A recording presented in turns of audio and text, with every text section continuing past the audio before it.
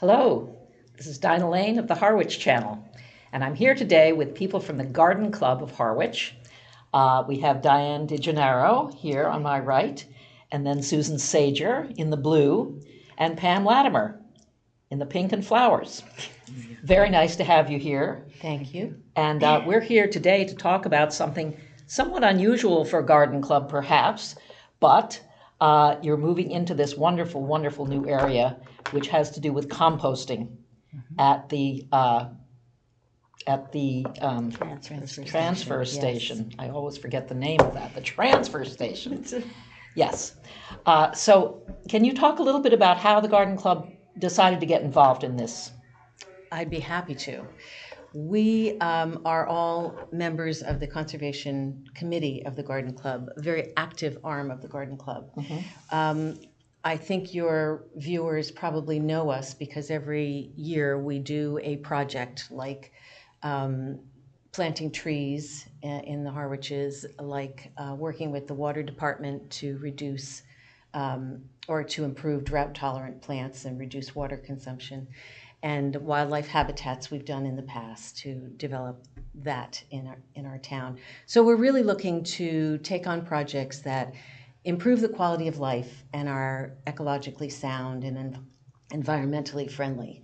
And with climate change breathing down our necks, we take our mission very seriously. So this year we looked at what we wanted to take on for this year, and we decided to focus on compost. And when we looked at the issue of composting, we found out that Harwich was one of 4 towns on the Cape that still did not do food scrap collection at the transfer station. Aha. So we thought, this was an area that we should look into. Yes. And when we did, we found out that Governor Maura Healey had already put a moratorium on building incinerators to take care of our waste, and that there was an increased cost in taking our garbage off Cape. So we looked at what is happening now in Harwich. And that was residents throwing all of their food scraps and regular refuse together and just sending it to the transfer station. It gets hauled off site, it gets hauled off Cape, incinerated, and then the ashes are brought back to Bourne and buried at a landfill, which we felt was a missed opportunity. There's nothing Totally useful missed. about that. Right. Yes. Yes. It's not helping anybody. So we also know that burning that level of garbage releases a lot of methane and carbon dioxide into the air, which is, as now most of us know, increasing our issues with climate change. So we were hoping to reduce that number. We're hoping to take out the food scraps from the food waste from the Food waste stream, from the stream, the regular stream of trash. Yes, trash stream. Up to 30% of that, if we can divert it, we can actually use it in a positive way. Yes. If we divert it, it gets taken off Cape to a facility owned by Black Earth Composting. Right. They will then compost all of our food scraps and bag it into compost to be sold. So that compost collects when it's used and it's sent back into the earth. Yes. It improves the soil's resiliency, so the soil can then capture more carbon. Yes. It's totally win-win. And for Harwich residents, it keeps costs down. Yes. Because we're taking a lot of the weight out. Hopefully 30%, depending on Of their trash bags. Yes, That's the average. yes. Okay. So it's win-win. It's a worthy effort. It totally is. And then I just wanted to mention that Maura Healey, I feel like I'm on a first name basis with her now. She has set goals for Massachusetts that by 2030, that towns on the Cape, well, throughout Massachusetts, will divert 30% of their waste stream out of the landfills. And by 2050, it'll be 90%. That is a huge number. It's a great goal, though, and it's good that you're starting now. Well, we feel like we're helping Harwich be positioned for the future, really. Okay, so I'd like to just follow up a little bit on how you got the information about whether people here in Harwich would be open to this. And I know you ran some surveys, and Susan, perhaps you could tell us a little bit about what the surveys showed. So this spring, we put together a survey trying to understand current composting practices within town and what people might be interested in the future. So the good news to me was a few things. First, many Harwich residents compost already of some degree. So whether it's just their, clippings, from their trees, or actually a full compost pile or system at home. And that number was about 60% of residents, which was to me pretty amazing. That is good, yeah. The second thing we learned in the survey was that about 70% of the town is interested in composting their food scraps, which told us, we're on the right path. That was our sense as a committee, but really reinforced. And we also had kind of free questions, and the community was really engaged in thinking about this. Lots of questions about how do I do it? How do we get it going?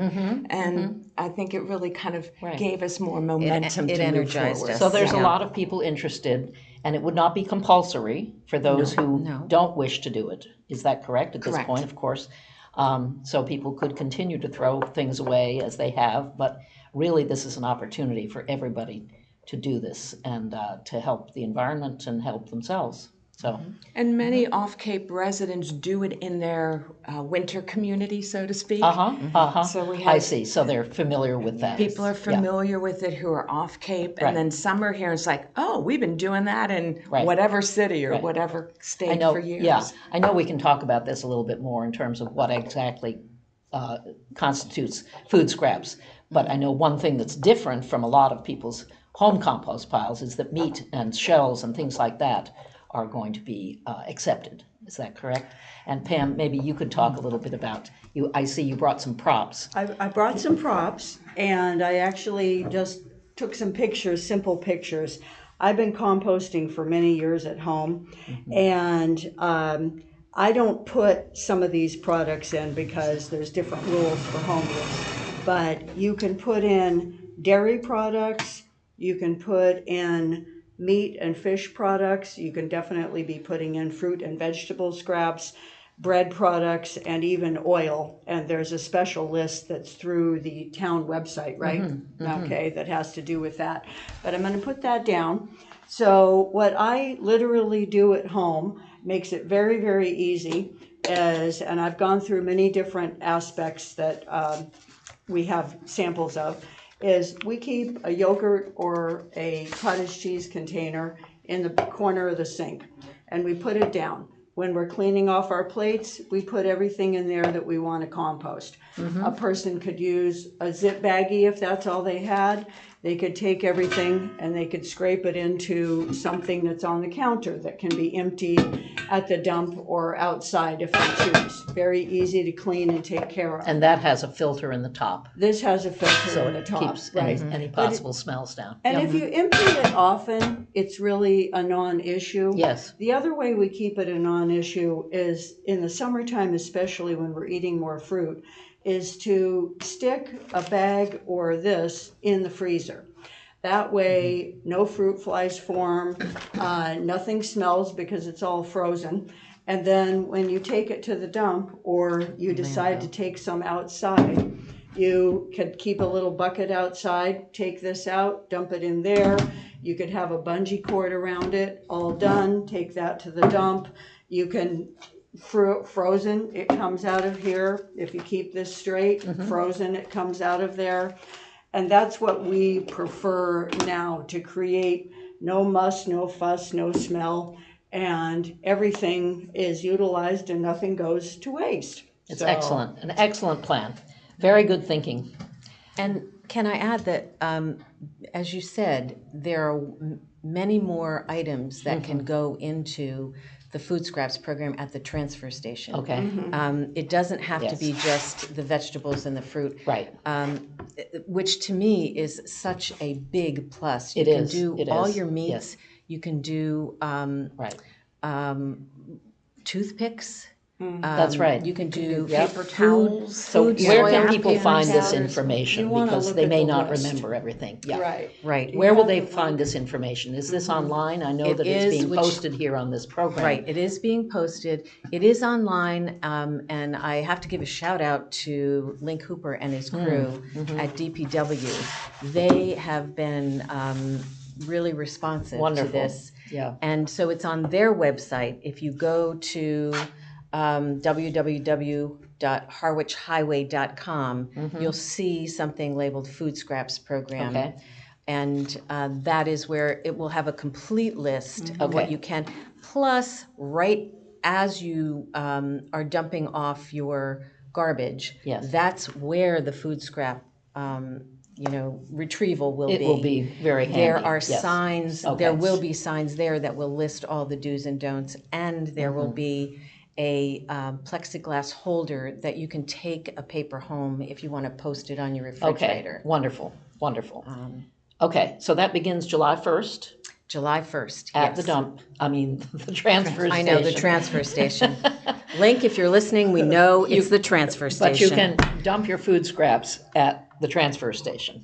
Yes. And for now, it's anyone who goes already to the transfer station to take things. It may be later on that there would be curbside pickup, but that is not being offered at this point. Is that correct? We've had some interest in it. Yes. And Black Earth does it in many, many communities. Yes, I know they do. So, very popular. So we thought we would roll this out first, really get this established. And then Black Earth does have, if you go to their website, blackearth.com, Yes. they have a place where you can sign up to be on a wait list. If 100 residents in Harwich choose to do that, then they will start that for Okay. us. So people and who it's- perhaps already have their trash picked up would be wanting to sign up for something like this. And it's Yeah, okay. $90 for 6 months. Okay. So very reasonable price. Well, thank you so much for coming in to talk to me about this and to Thank you, alert Dana. everyone to this very, very important and wonderful program. We're excited. I'm sure it will Thank be you. very successful. Thank Yes, you. We look so. forward to Thanks again seeing for all people. your work and your initiatives. It's great. Oh, our pleasure. Garden Club, Yes. yes. Thank you. This is Dinah Lane from the Harwich Channel. Thank you so much.